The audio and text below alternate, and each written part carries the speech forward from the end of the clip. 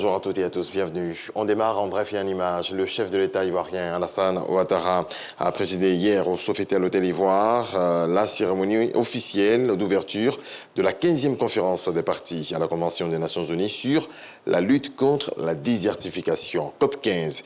Une cérémonie marquée notamment par l'élection de l'ancien ministre des Eaux et Forêts de Côte d'Ivoire, Alain Richard Domaï, comme président de la COP15. Jusqu'au 20 mai prochain, près de 200 pays vont tenter de trouver des moyens de lutter contre l'avancée du désert, la déforestation, l'appauvrissement des terres arables ou les pollutions des sols.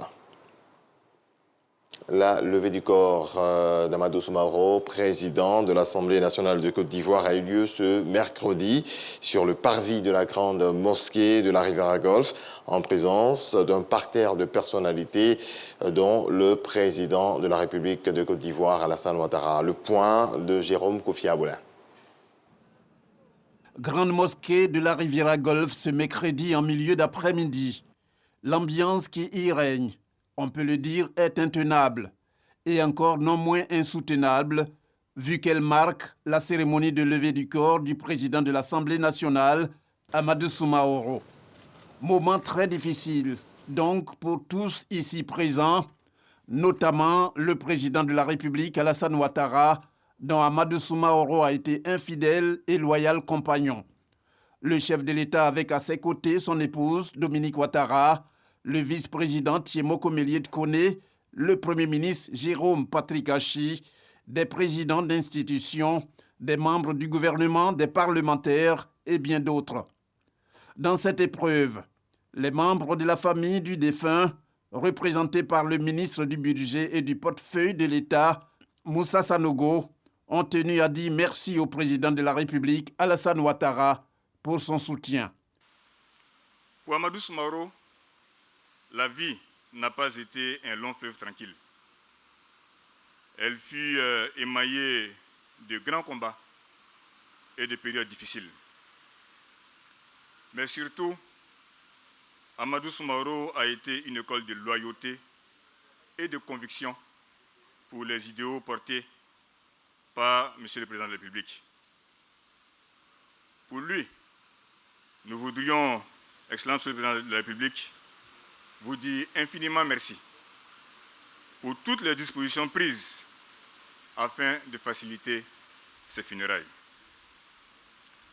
Merci également à tous ceux et toutes celles qui se sont associés à notre deuil. Merci à tous ces bénévoles et anonymes, ces donateurs discrets qui nous apportent, depuis l'annonce du décès, leur appui. Merci à nos alliés, en particulier nos alliés sénoufos, au nom de nos liens ancestraux. Merci également à la classe politique qui sait taire ces différences dans cette épreuve.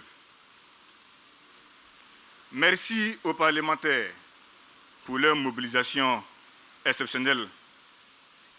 Et merci aussi aux délégations étrangères qui démontrent, s'il en était besoin, la dimension internationale du défunt.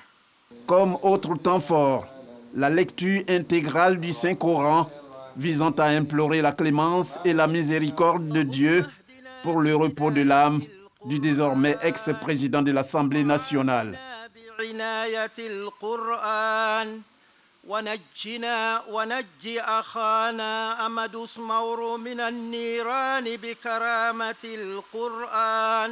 Puis, sous les regards attristés, au premier plan, celui du président de la République, Alassane Ouattara, prend position le corbillard à bord duquel le cercueil et la dépouille de Amadou Soumaoro pour la direction de Séguéla.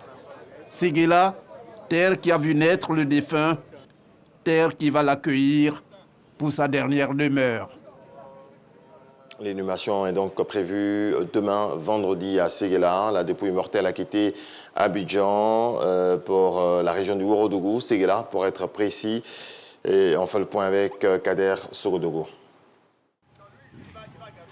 GATL Abidjan-Port-Boué. Il est 16h. Le corbillard transportant la dépouille mortelle de Amadou Soumaoro président de l'Assemblée nationale, fait son entrée.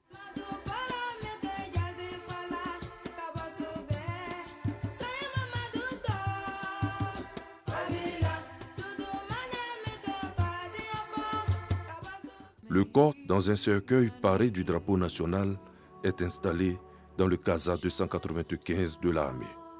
En attendant le départ, la veuve, Binta Aïdara Soumaoro, demeure en prière pour celui-là avec qui elle aura passé des années de vie commune.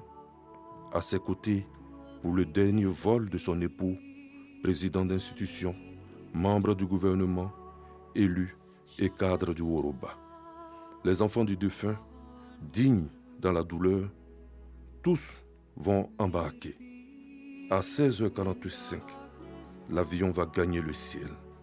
Amadou Soumaoro, celui-là qu'on appelait affectueusement Tchomba, quitte ainsi définitivement Abidjan pour Séguéla, la terre de ses ancêtres. Il sera mis en terre le vendredi 13 mai 2022, après la prière du vendredi. Il sera alors un peu plus de 13h30 GMT. Dans le reste de l'actualité en Guinée, l'organe législatif de la transition a adopté hier en session plénière, mercredi 11 mai donc, le chronogramme qui doit permettre le retour à l'ordre constitutionnel, c'était attendu, mais le vote a réservé une petite surprise. La durée de la transition a été revue à la baisse, 36 mois au lieu de 39, proposé par le chef de la junte, le lieutenant-colonel Doumbouya. Voilà qui marque la fin de ce point de l'actualité. On se retrouve à 7h.